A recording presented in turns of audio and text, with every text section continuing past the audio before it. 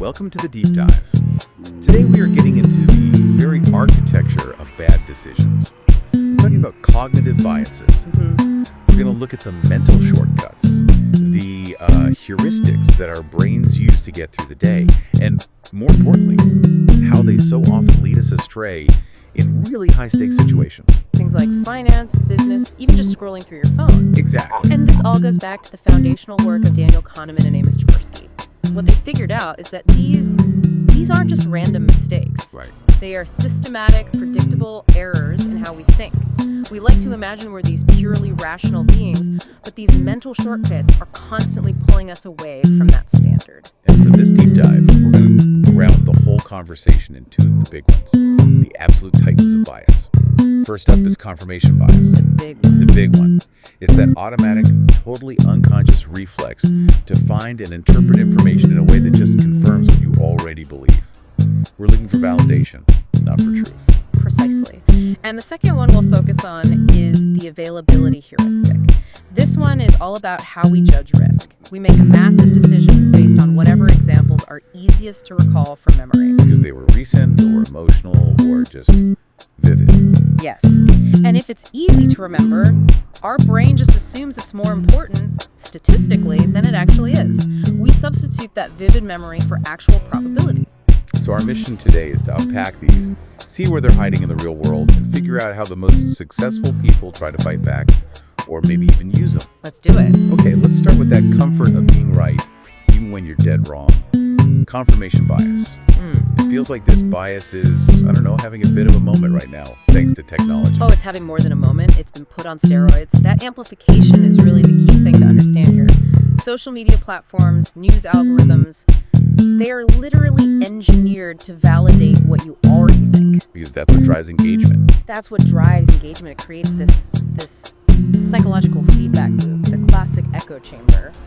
And that is the engine for what researchers now call group polarization, or sometimes social media-induced polarization. The old thinking on this was that the cure was just exposure. If you just show people the other side of the argument, they'll, moderate their views. Right, that was the hope. But the research we looked at had this genuinely surprising finding. In studies on platforms like Facebook and Reddit, when you expose highly partisan people to opposing views, it didn't always help. In fact, it sometimes made things worse. It strengthened their existing beliefs. They dug in deeper. And that tells you the problem isn't just a filter bubble. It's not a lack of information. It's what's called motivated reasoning. It's easier psychologically to stick with what you know than to do the hard cognitive work of challenging a core belief. And when you take that same lazy bias and put it into the world of finance, we start to see billions of dollars just vanish. It's the same mechanism. An investor gets an initial idea about a stock, maybe from a flimsy source, and then confirmation bias just takes over. They actively, if unconsciously, start filtering out any data that contradicts their hunch. Which brings us to probably the most spectacular example of this in modern history. Bernie Madoff. Bernie Madoff. A $64 billion Ponzi scheme that ran for decades. Our sources put the blame for the SEC's failure to catch him squarely on confirmation bias. The details are they're jarring. The SEC got 6 separate, very detailed complaints about Madoff between 1992 and 2008. Six. But the investigators had this pre-existing belief. Madoff is a titan of Wall Street. He's legitimate. So instead of starting from a place of skepticism, they had what the report calls a case-building mentality. Meaning they were looking for evidence to prove their assumption was right. Exactly. They were looking for minor clerical errors, something to confirm he was legit, instead of asking the one terrifying question, what if this is all a fraud? They asked the wrong questions, and of course, they got the wrong answers. It's a terrifying lesson in how institutional culture gets trapped. So if this bias is so automatic, what can you, our listener, actually do about it? It has to be a conscious, deliberate effort. You have to become a motivated reasoner in the other direction. It means building processes that force you to confront dissenting views. It means valuing the uncomfortable truth more than the comfort of being right. That is a huge mental shift to make. It's everything. Okay, that idea of moving away from comfortable certainty, it leads us right into our second big error, the availability heuristic. This is where what's memorable completely trumps what's probable. This one is so human because it is just drenched in emotion. The best way to see it is in how we perceive risk. Why are people so terrified of things like shark attacks or plane crashes, which are incredibly rare? But they don't think twice about hopping in their car, which is statistically far, far more dangerous. Exactly. You see one plane crash on the news, and that vivid image is seared into your brain. But the thousands of daily car accidents, they're just a statistic. They're invisible. I found this one stat in the source material just mind-blowing. Driving the distance of an average commercial flight is, get this, 65 times riskier than just taking the plane. 65. And yet we can't internalize that. The memory of a crash is just too available, too powerful. And that powerful memory can compromise even expert judgment. There was a study with internal medicine residents. Researchers primed one group by having them read up on a very specific rare disease. Then later, they asked them to diagnose a new batch of cases. The group that was primed, their diagnostic accuracy was significantly lower. Wow. So the memory of that one rare disease was so available that it crowded out a more objective analysis of the new symptoms. It contaminated their thinking. The brain isn't a blank slate. And this connects to a couple of other related biases. The first is the negativity bias. This one makes a lot of sense from like an evolutionary perspective. It's a survival mechanism. Negative things, a bad performance review, losing money on a stock, a critical comment, they have a much greater psychological impact. We process them more deeply. We evolve to pay attention to threats, so one criticism sticks with us more than 10 compliments. But at the same time, and this feels like a paradox, we also have an optimism bias. We do. We look at the future and think, sure, bad things happen, but they happen to other people. Right.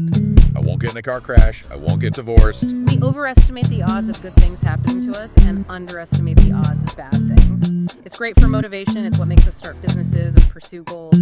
But it's also why people smoke or eat poorly. They just don't believe the statistical downside applies to them personally. And we should probably give a quick mention to their cousin, hindsight bias. Yes, the I knew it all along effect. After something happens, it suddenly seems like it was totally predictable. Which is a terrible bias because it stops us from actually learning from our mistakes and surprises. Okay, so we have this foundation of irrationality.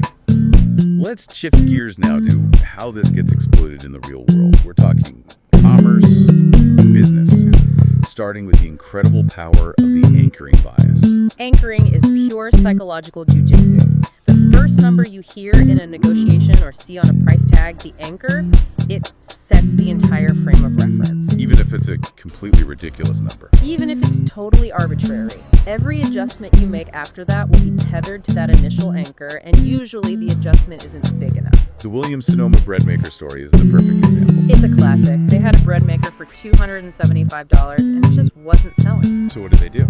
They introduced a second, bigger, fancier model and priced it way higher at $429, and they put it right next to the original. And suddenly that $400 machine becomes the new anchor. It becomes the anchor, and the original $275 one now looks like a fantastic deal. Good bargain. And sales for the cheaper one just exploded.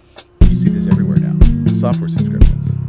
They always show you the premium or enterprise tier first. Exactly. MailChimp does this. That high price anchors your perception of value. So the cheaper plans look much more reasonable. It's pure framing. And in a negotiation, like for a salary, this is critical. The sources say, if the other side drops a lowball anchor, you can't just counter. No, that's a huge mistake. You first have to explicitly call out their anchor as unacceptable. You have to disarm it, break its power before you introduce your own counter anchor to reset the frame. Otherwise, you're just haggling in their territory. You are. Now, this gets intensely personal when we start talking about loss aversion. The pain of losing is just stronger than the pleasure of winning. Much stronger. Neurologically, the fMRI scans show the pain of a loss is processed 3 to 4 times more intensely than the pleasure of an equivalent gain.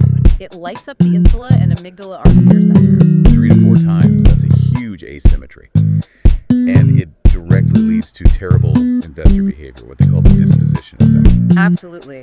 This is the irrational tendency to hold on to your losing stocks for way too long. Hoping they'll come back to what you paid, just so you don't have to face the pain of that loss. And you sell your winning stocks way too early because you want to lock in the gain before it can vanish. Yeah. You're making decisions to avoid emotional pain, not to maximize your financial return. And that deep-seated fear of loss, That really finds its ultimate expression in the status quo bias, right? It's the sheer power of inertia. It's powerful. It's our deep, often just plain lazy preference to keep things exactly as they are. It's why you don't change the default settings on your new phone, or why you stick with the same health insurance plan year after year, even if there's a better one out there. The effort it would take to change feels like a potential loss. And that feeling is amplified, so we just stay put. Okay, so we see how we're influenced. Now let's pivot to the other side. How do the smartest strategists and entrepreneurs use this stuff to their advantage? Well, marketers are masters of leveraging social proof. This is maybe the most powerful lever of all. It's our tendency to follow the herd, especially when we're unsure what to do. If everyone else is doing it, it must be the right thing to do. You see it on booking websites all the time. Booking.com tells you 5 other people booked this hotel in the last hour. That's not just information. That's creating urgency. It's social validation. It's pure bandwagon effect. And celebrity endorsements are the ultimate version of this. The source said the Nike and Michael Jordan partnership generates something like $3 million in sales every 5 hours. That's the power of aspirational social proof. So while marketers are leaning into groupthink, the most successful investors and founders seem to do the exact opposite. They're contrarians. Yes, look at someone like Peter Thiel. His whole philosophy is about aiming for 0 to 1. Don't copy what exists, that's 1 to N. Instead, create something entirely new. And to do that, he says you have to find a secret. The secret, which he defines as an important truth that almost nobody agrees with you on. Consensus for him is a red flag. It means the market is crowded and the opportunity is gone. Which sounds a lot like Warren Buffett's whole approach. His goal is to be greedy when others are fearful, and fearful when others are greedy. Exactly. Buffett's genius is detaching from the emotion of the market. He argues that the moment of maximum uncertainty, when everyone else is paralyzed by loss aversion, that is the precise time to be buying and strengthening your economic moat. The opportunity is inside the crowd's psychological paralysis. We even see this playing out in, of all places, the dating app market. It's a completely saturated space. Tinder still dominates with, 46% of users? It does, but the market is fragmenting like crazy. And it's fragmenting along the lines of identity and, user fatigue. Hinge, for example, has carved out this incredibly profitable niche for professionals who want serious relationships. So they're differentiating. We're seeing apps for everyone. Grindr for LGBTQ plus men, BLK for black singles, Raya for creatives. And this is the key insight. They're building counter biases into the experience. They're using better algorithms to fight that feeling of endless transactional swiping. They're adding privacy features and AI safety monitoring to counteract the emotional burnout that comes from having too many options. So the lesson is that to win in a crowded market, you have to solve for the psychological friction the user is feeling. You have to. Recognizing these underpinnings is the first step toward making better decisions everywhere. If you understand that behavior, your own, your customers, is predictably irrational, you can start to step outside of it and make more deliberate choices. So we've gone from the deep psychological roots of confirmation and availability bias to how they play out in finance and marketing with anchoring and loss aversion, and finally, to how the best in the business fight back. It's been quite a journey through the mind. As we wrap up, I want to leave you with one final thought. It builds on that incredibly powerful idea of the status quo bias, that stubborn, comfortable resistance to change. Given how strong inertia is, my question is this: how can you generate the necessary activation energy, that initial difficult burst of effort, to break free from just one comfortable but maybe suboptimal long-held belief in your own life? That's the challenge. Until our next deep dive.